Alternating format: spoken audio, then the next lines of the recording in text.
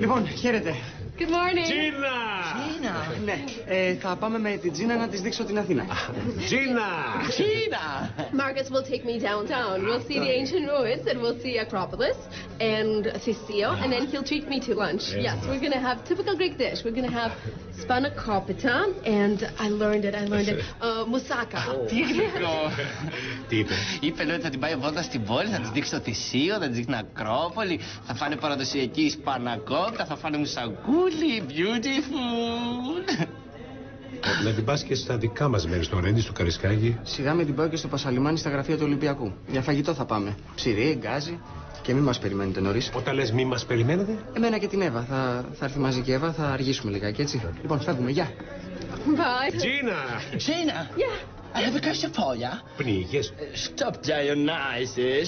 Gina, darling, you stay in London. I do, downtown. I think it's very familiar, your face, I think I know you. Πάτε, δεν βλέπεις εδώ, νομίζετε στο BBC αυτό. Okay, cheers, bye. Να σου πω τι είπατε. Τα δικά μας.